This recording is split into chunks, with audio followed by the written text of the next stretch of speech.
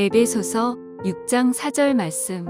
신앙교육. 또 아비들아, 너희 자녀를 노엽게 하지 말고 오직 주의 교훈과 훈계로 양육하라. 살아계신 하나님의 말씀입니다.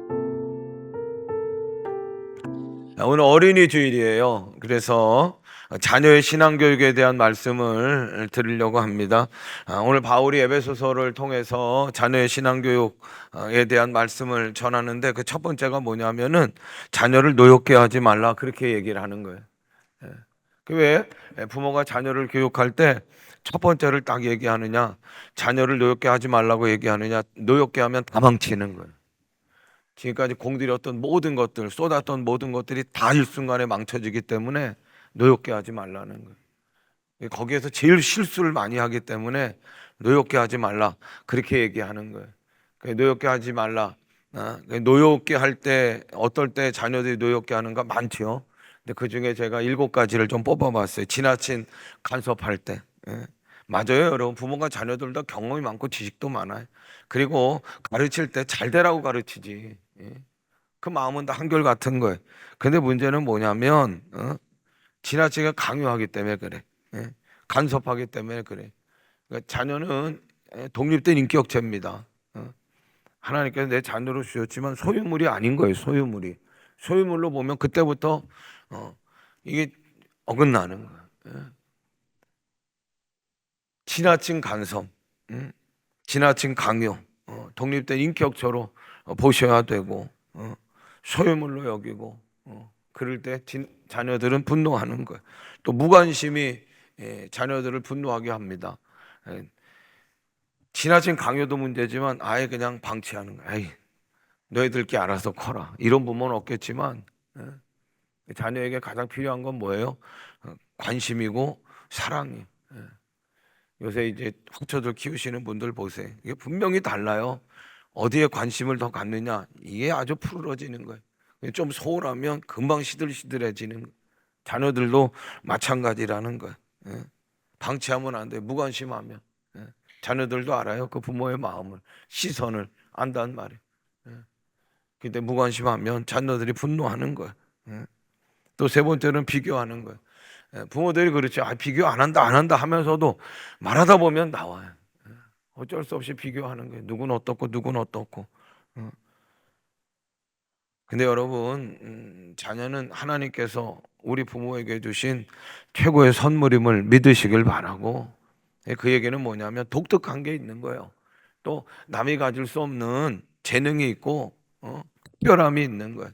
그런 것들을 좀 발견하기로 애쓰셔야지. 그리고 그걸 자꾸 이렇게 좀 이렇게 키워주기로, 그리고 자꾸 이렇게 그것이 좀 잘 자라나도록 돕아줘야지. 그냥 말끝마다 그냥 누구는 어떻고 누구는 어떻고 그러면 그럼 찌그러지는 거예요, 자녀들이. 그리고 네 번째로 자녀들을 분노하게 하는 건 부부간의 불화예요, 불화.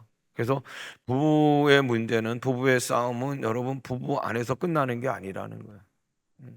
자녀까지도 다 영향을 미치는 그런 영역이 되고 마는 거죠. 자녀들에게 줄 수 있는 최고의 선물이 있다고 하면 다른 게 아니라 좋은 부부의 관계를 만들어 가는 것이라. 부부의 문제는 단순히 부부의 문제로 끝나는 게 아닌 거예요. 또 다섯 번째는 자녀에 대한 너무 높은 욕구예요, 욕구. 뭐 부모가 자녀들에게 욕심을 갖는 건 당연하겠지만, 이 시절 되면 뭐 최고조로 달하겠지만, 그래도 여러분, 자녀들은 부모들이 그렇게 얘기하는 거 알아요. 아유, 나 잘 되라고 그렇게 얘기하시고 또 그렇게 요구하시는 게 맞지만, 근데 자녀들이 그걸 거역하려고 그러지 않는단 말. 그래도 거기에 맞추려고, 거기에 좀 도달하려고 애쓴단 말. 그런데 그러지 못할 때가 있어요. 도달할 수가 없는 거잖아요. 그렇게 되면 초라해지고 비굴해지고, 그 자기가 자기 자신에 대해서 그렇게 못하는, 그렇게 도달하지 못하는 자신에 대한 그런 화가 있다는 거예요. 또 여섯 번째로 부모의 엄격함이, 자비가 1도 없어. 그렇죠. 엄격할 때는 엄격해야 되겠지만, 근데 또 용서할 땐 용서해야지. 근데 그냥 엄격한 걸로 그냥 쭉 나가는.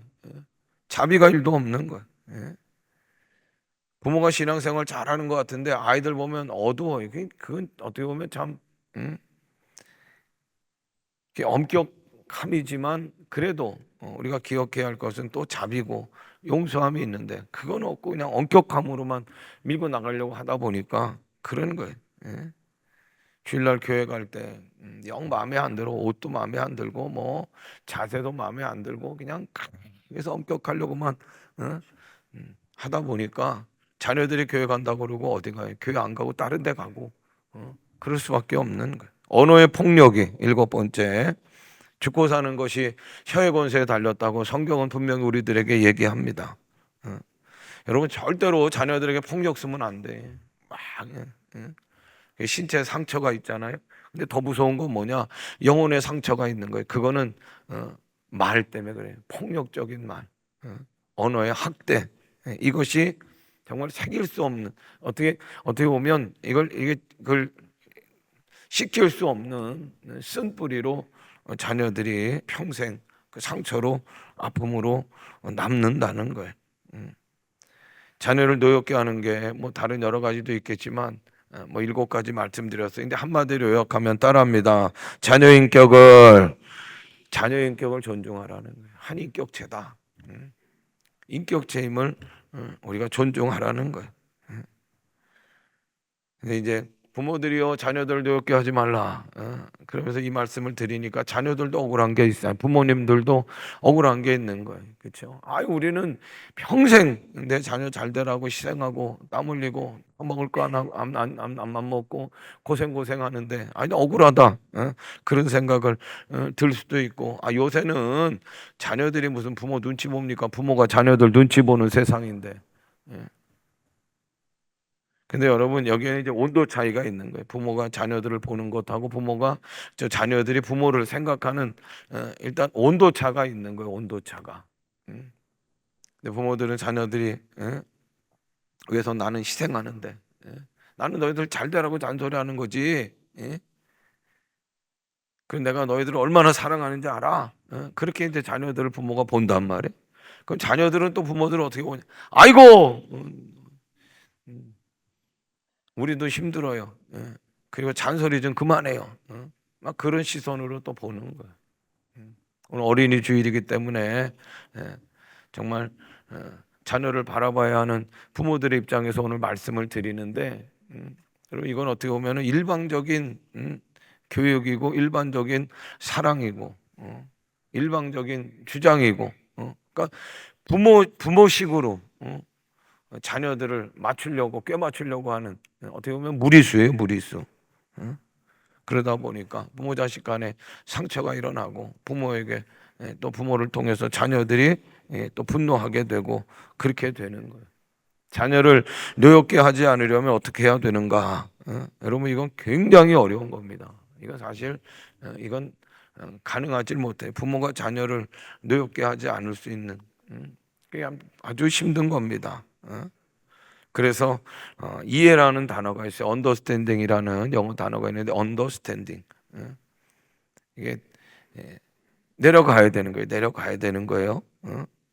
그 자녀의 문화, 자녀를 이해하려면 어떻게 해야 되느냐? 내려가야 된다는 거예요. 이걸 어디서 보느냐? 여러분 부모가 자녀를 보면 속 터지잖아요. 아이고 부모 마음도 모르고 내가 너를 어떻게 키우는데 속 터지잖아요. 근데 그런 생각을 하면서 우리가 또 기억해야 할 것은 하나님이 우리를 어떻게 보실까? 하나님이 우리를 어떻게 보실까? 야, 정말 아마 하나님도 속 터지실 거예요. 그래서 어떻게 하셔요? 하나님이요, 언더스탠딩 하시는 거예요. 죄인인 우리 인간의 자리로 육신의 옷을 입고 우리 가운데 내려오시는 거예요. 할렐루야. 언더스탠딩 하시는 거예요. 하나님의 이해가 누구예요? 예수 그리스도라. 아이들의 문화를 여러분들 지금 아이들의 문화를 이렇게 쉽게 이해하고 해석하고 불가능합니다. 이게 문신 같은 경우도 이게 기절할 노릇이잖아요. 근데 요새는 자연스러운 걸 보니까 자녀들 어린 세대들 지금 어른들이 자녀들 문신한 거 이게 아주 그냥 이건 도대체 이건 이런가? 어? 그리고 요새 여자 친구들은 초등학교 4학년 때부터 어머니 화장대 앉아서 화장한다는 거예요. 어? 예전에야 그래도 화장했잖아요. 분칠하고 끝나지만 진짜 정식 화장을 어? 초등학교 4학년 때부터 앉아가지고 화장하기 시작한다는. 예. 날이 좀 따뜻해지고 더워지면 막 배꼽이 하나인지 둘인지 세 개인지 보이려고 뭐 자랑하는지, 예. 옷을 입었는지 안 입었는지 막 그런단 말. 예. 주일날 나올 때 옷 차림새 보니까 이거는 뭐 이게 어떻게 됐지 저렇게 예배드리러 가나. 예? 아주 난감할 때가 있는 거예요. 예. 근데 그걸 다 이해하기가 참 쉽지가 않아요. 예. 어떻게 해야 되느냐? 언더스탠딩 해야 돼. 하나님이 죄인의 인간의 자리로 오셨던 것처럼 성육신하는, 예, 이 자세가 우리들 가운데 어른들 가운데는 요구되는 거예요. 그러다 보니까 참 자녀 교육이 너무 힘든 거죠. 그래서 자녀를 교육하기 위해서 부모들에게 필요한 것이 많아요. 그 중에 하나가 인내. 예? 그리고 또 언더스탠딩 하는 거예요. 내려오는 거예요. 성육신하는 거예요. 십자가예요. 예? 그래서 자녀 교육은 부모 교육이고 자녀 교육의 현장은 부모 교육의 현장이 맞는 거야.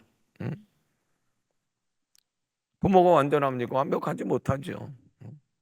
자녀가 완전해. 아이고, 그러니까 자녀지. 완전하지 못하니까. 그러니까 완전하지 못하고 완전하지 못하니까 충돌이 일어나는 거는 당연한 거예요. 자녀 교육은 부모의 힘만으로는 할 수 없다. 이 사실을 먼저 인정할 수 있는 우리 부모들이 되기를 간절히 바랍니다. 한국의 유명한 교육학 박사인데 TV에도 나오고 많은 사람들이 막 너무 훌륭한 자녀 교육이다, 그렇게 이제 이야기하는 그런 교육학 박사인데요. 정작 그분 얘기는 뭐냐면 교육학 박사고 전문가인데 정작 그분 얘기는 뭐냐면 내 자녀는 내 교육이 안 통한다는 거예요. 이게 이렇게 힘든 거예요. 그래서 인내가 필요하고, 그래서 십자가가 필요하고, 십자가는 선교 현장에만 필요한 게 아니에요. 자녀 교육 현장에도 십자가가 필요한 거예요. 속이 터지고 쓴물이 나고 인내가 필요하고, 자녀를 노엽게 하지 말라. 그럼 어떻게 해야 되느냐? 이건 또 징계하지 말라는 거냐? 채찍대지 말라는 거냐? 그냥 오냐오냐만 하라는 거냐? 그것도 아니라는, 그것도 아니다. 방임하면 방치하면 나중에는요 어떻게 손댈 수도 없는 그런 결과까지 갖게 되는 거예요. 그래서 막 징계하고 채찍대면 아이들이 기죽을까봐 막 주눅들까봐 아이고 그냥 안 된다 그렇게 생각하지만 잠언서 23장 13절 14절 같이 읽어요. 아이를 훈계하지 아니하려고 하지 말라. 채찍으로 그를 때리지라도 그가 죽지 아니하니라. 네가 그를 채찍으로 때리면 그의 영혼을 시올에서 구원하리라. 아멘. 이게 또 여러분 오해하면 안 돼. 채찍으로 그를 때릴지라도 그가 죽지 아니하리라. 그러니까 막 때리라고요? 아이고 그것도 아니에요. 이게 어려운 거예요. 이게 어려운 거예요. 근데 스올에서 구원해야 되니까 저렇게 살다가 죄 짓고 살다가 스올 지옥 갈 수밖에 없으니까 구원하려고 아무튼 채찍을 들어야 되는데, 중요한 건 뭐냐면, 어렵지만 중요한 게 뭐냐면, 체벌할 때 징계할 때 우리가 처리해야 될 아주 중요한 건 뭐냐면 부모의 감정 처리라는 거예요. 화풀이 하듯 무슨 감정 풀듯이 그렇게 채찍을 들어서는 절대로 안 된다는 거예요. 그래서 채찍을 들고 징계를 하되 아버지는 힘의 절제를 해야 되고 어머니는 입의 절제, 말의 절제가 필요한 거예요. 근데 여러분, 우리가 절제한다고 돼요? 아이고 한번 채찍 들면 그냥 이거는 뭐 폭발하는 거잖아요. 화가 폭발하고 그동안 쌓였던 게 다 폭발하고 그냥 뭐 절제가 안 돼. 말도 절제가 안 돼. 그래서 부모들에게 중요한 건 뭐냐? 기도하는 거예요. 기도하는 거예요.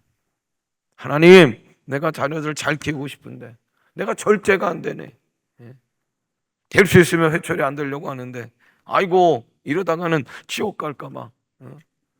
근데 내가 절제가 안 돼요.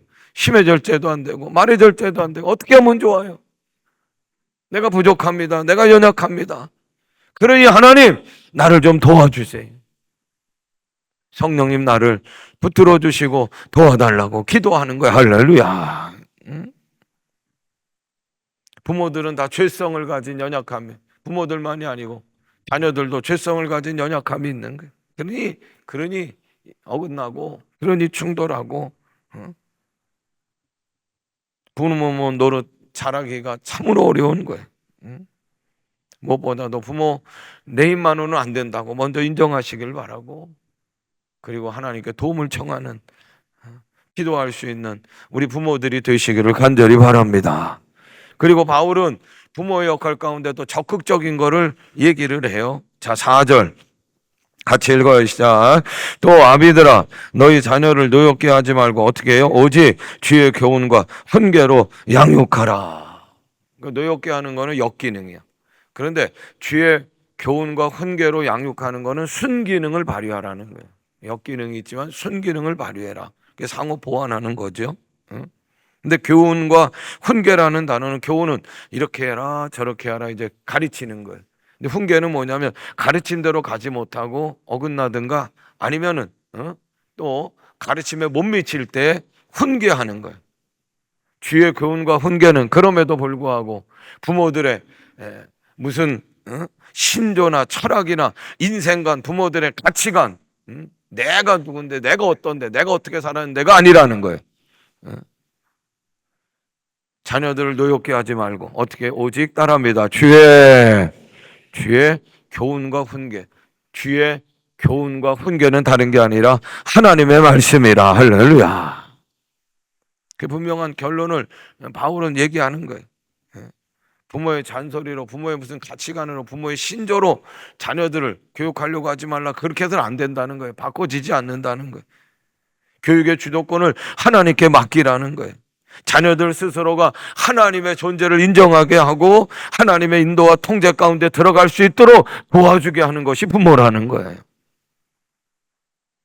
자녀에게 무슨 큰 빌딩, 유산 남겨주지 못해가지고 안달할 게 아니라, 더 중요한 안달은 뭐냐? 하나님 말씀 심어주지 못해서 안달하는 부모가 되라는 거예요.